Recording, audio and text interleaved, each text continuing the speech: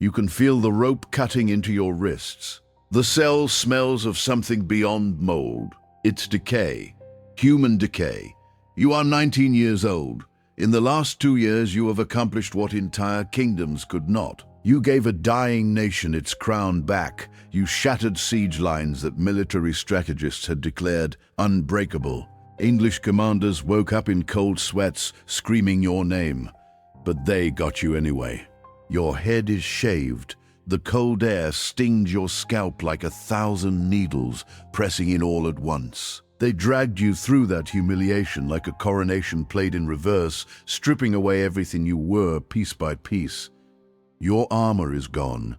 Your voice carries no weight anymore. The guards don't even flinch when you speak. You signed a paper today. The words are still a blur in your memory, but you understand the shape of what they meant. Renounce your saints. Your voices are demons. The visions that redirected the course of history. Hallucinations. And now, this suffocating dress they've forced onto you, unmaking the warrior, turning you back into a thing. You believed you were saving your life. What you actually signed was the perfect trap. And the cruelest part is that they designed it so you would walk straight into it yourself. If you're new here, this is Crimson Archive, and we don't let history stay buried. Hit that subscribe button and stay with me. Because this story is one that the powerful spent centuries trying to erase. This is the story of how Joan of Arc was legally murdered. How the most sophisticated legal machinery of the medieval world was turned into a weapon against a teenage girl who had no idea she was stepping into a cage with no exit. This isn't simply a trial. This is the systematic destruction of a human being using the law itself as the instrument, and what happened to her in 1431 did not stay in 1431. Go back to 1429. You need to understand who Joan was before they broke her, because that is the only way to truly understand how they broke her. France is dying, not as a metaphor, literally dying. The 100 Years' War has been grinding for over a century. Think about what that actually means. 100 years of your nation bleeding out while the English absorb it piece by piece, castle by castle, coast by coast. The South is English. The North is English. Your king sits uncrowned in a palace in Bourges, watching his kingdom shrivel like a wound left open in the sun. The war has long stopped draining just gold. It has drained something far more dangerous to lose. Hope. Military commanders have accepted that the English cannot be beaten. Nobles are cutting quiet deals with the enemy. Parents are raising children to believe that French victory is a fairy tale told to fools. This is no longer a war. It is an occupation wearing the costume of one. Then, in January 1429, a girl walks into the Dauphin's court. She is from Domrey, a village so small that educated men in France could not point to it on a map. She is illiterate. She has never held a sword in her life. Her name is Joan, and she tells Charles that God has sent her to save France. Most people assume she is insane, but she is not insane. She is something far more dangerous than insane. She is certain. She tells the Dauphin exactly what he needs to hear, that God has not abandoned France, that the English will be driven out, that all this suffering has a purpose. He lets her ride with his armies. What follows breaks every rule medieval warfare had written for itself.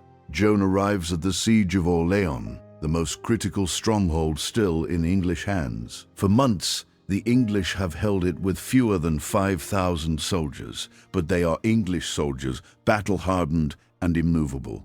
The French have thrown everything at those walls and slid off like water off stone.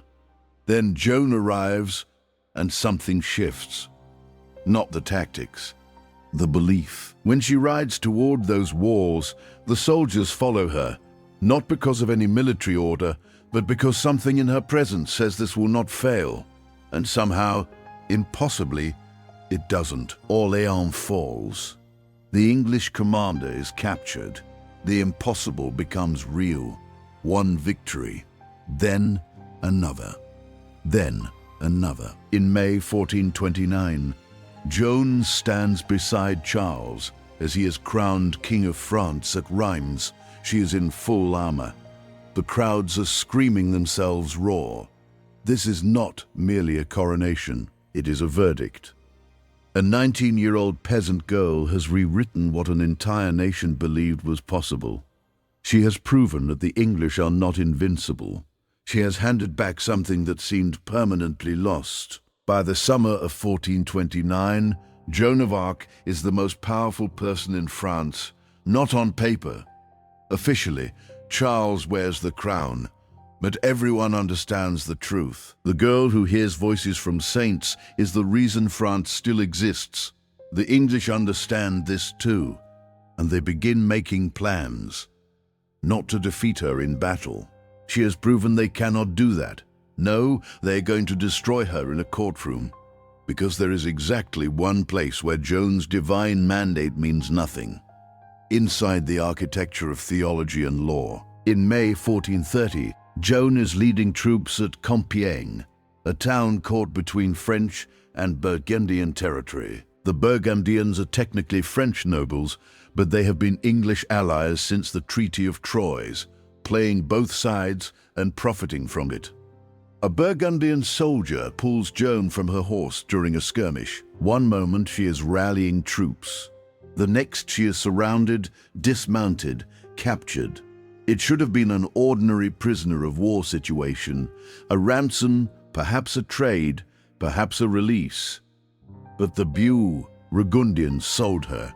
10,000 livres, that is the price they put on the woman who single-handedly changed the direction of European warfare. That sum could sustain a family for 2 centuries. This is not a ransom. It is a purchase. The English are not buying a soldier. They are buying a symbol they need to unmake. And here is what makes it fascinating in the coldest possible sense. Joan is not valuable anymore as a military threat. She is valuable as proof. Proof that God favors France. Proof that the English occupation can be broken. If they can prove she is a fraud, that her voices are demonic, that her visions were delusions and dark magic, they have not just killed a soldier, they have killed the idea. They have used her own mouth to erase everything she stood for. In January 1431, Joan arrives in Rouen, the English military capital of occupied France. The trial that follows is dressed as a religious investigation. Ecclesiastical court, bishops, theologians, all the trappings of church law. But it is a performance. Every element is staged. Joan is held in chains in a military fortress, not in a convent with nuns as church law requires. 5 English soldiers guard her around the clock. The courtroom is packed with pro-English judges. The prosecutor is coordinating directly with English military command. Her so-called advocates are judges in disguise, arguing against her while pretending to represent her, and they have come prepared to dismantle her completely. 70 sessions, 70 separate court hearings stretched across months. The most brilliant theologians in France against a 19-year-old girl who cannot read or write. No lawyer, no advisor, no one, but she is winning. Not officially. These judges were never going to acquit her, but she is winning in the only way that actually matters. She is winning in the court of human intelligence. When they spare, Ingi the classic theological trap, asking whether she believes herself to be in God's grace, a question designed so that any answer condemns her. She delivers one of the most precise responses in the history of recorded language. If I am not, may God put me there. And if I am, may God keep me so. When they ask whether God hates the English, she answers, of the love or hatred God may have for the English, I know nothing. But I know that they will all be driven from France, except those who die here. Not defiant, not reckless, perfect. She is outthinking men who spent 2 decades in universities. She is turning scripture back on theologians. She is parrying every trap they set with the precision of someone who has nothing but her own mind to rely on. They show her the torture instruments, the rack, the strapado, devices built to pull joints apart, slowly, while keeping the body alive long enough to suffer through it. She looks at them and says, "Truly, if you tore my limbs from my body and drove the soul from it, I would tell you nothing more. And if I did say something, I would afterward declare that you forced it from me." She is telling them that tortured confessions mean nothing. She understands legal process better than her own judges do. She knows they can destroy her body, but her testimony will always be tainted. They back down. If they cannot break her through theology, and they cannot break her through torture, they will break her through something simpler and more reliable. Fear, exhaustion, time. May 24, 1431. They drag her out of her cell. Her body knows something has changed in the way the guards handle her. There is a finality to it. They bring her to the cemetery of St. Owen. Thousands of people are already gathered. Word has spread. This is the day Joan burns. There is a scaffold, 2 preachers, Bishop Pierre Cochon, the man running the trial, the man who has been engineering her destruction for months. He wants to become Archbishop of Rouen. The English have made the terms clear. Condemn Joan, and the position is his. A notary steps forward with a document. He reads it aloud, or a shortened version of it. Renounce your visions, admit your voices are demonic, agree to wear women's clothing and submit to the church. Sign this and your life will be spared. Prison instead of the stake. The executioner is standing next to the woodpile. She can see it stacked and dry and ready. She has been in chains for months, 70 sessions of interrogation. Her body is breaking down. Her mind is wearing thin at the edges, and she signs. Witnesses who testified at her rehabilitation trial 25 years later would say that what they saw her mark was only a few lines long. They would testify that the full confession entered into court records afterward was fabricated, expanded, revised into something far more comprehensive and damning than what she actually signed. What happened at that moment, they said, was ecclesiastical sleight of hand. She signed something brief and desperate. What they filed was something else entirely. But in the end, the text was never the trap. The act of signing was. They march her back to prison. The crowd murmurs. She believes she has just saved her life. She believes the promise was real life in prison, yes, but life. What she does not know is that her captors never had any intention of honoring it. There is a category in inquisitorial law called relapsed heresy. If you are tried for heresy, confess, and are spared, you receive life imprisonment. Harsh, but you live. However, if you relapse, if you return to heresy after confessing, you are automatically handed over to secular authorities for execution. No second trial, no deliberation. The relapse itself is the death sentence. The English and Cochon needed her dead, but they needed her dead as a relapsed heretic. Because if they simply executed her after her confession, it would look like they broke their word. It would look like murder committed under the banner of law. But if she relapsed, if she returned to heresy of her own accord, then the law worked exactly as it should. She had been offered mercy and chosen to throw it away. Everything that followed would be her fault. They engineered the perfect relapse. They took her straight back to the same military fortress, still in chains, still surrounded by 5 English soldiers at all hours.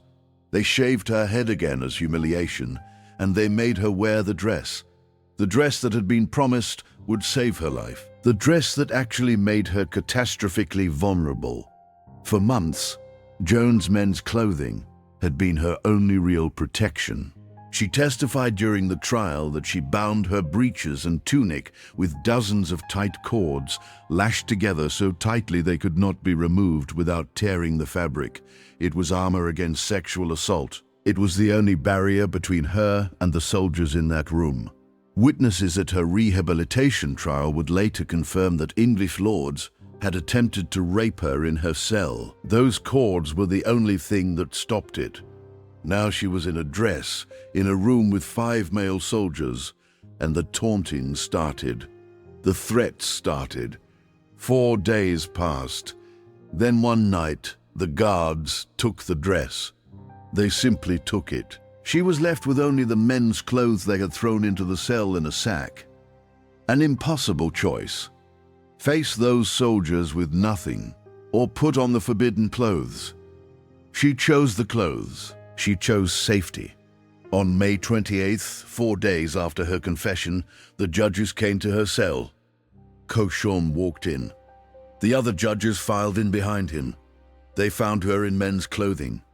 Joe, and told them everything. She explained that the dress had been taken, that she could not protect herself in a dress surrounded by those men, that she had no choice. But she also said something else. She said her voices had returned, that Saints Michael and Catherine had come back to her and called her a traitor for signing the abjuration, that she never should have renounced them. That was it. That was the moment the trap closed completely. By her own words, in the judge's presence, with witnesses present, she had returned to wearing men's clothing in direct violation of the confession she had signed, and she had admitted that her voices had returned. Relapsed heresy, confirmed by her own testimony. The verdict was immediate, unanimous. No deliberation. Joan didn't understand what she had just done. She thought she was being honest. She thought she was explaining her circumstances. She had no idea she was reading her own death sentence into the court record with her own mouth.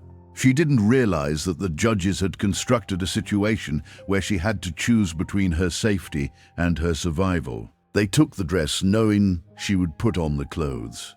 They left those soldiers in the cell knowing what would happen. They counted on her fear, and they counted on her honesty, and they turned both against her. The English didn't need to torture her. They didn't need to crush her through theology. They just needed to create the right conditions and let her basic human need for safety do the rest. May 30th, 1431. 800 English soldiers escorted her to the old market square in Rome. The pyre was tall and ready. The wood had been seasoned, so it would burn hot and fast. They wanted her dead before she could say very much at all. They dressed her in a white smock.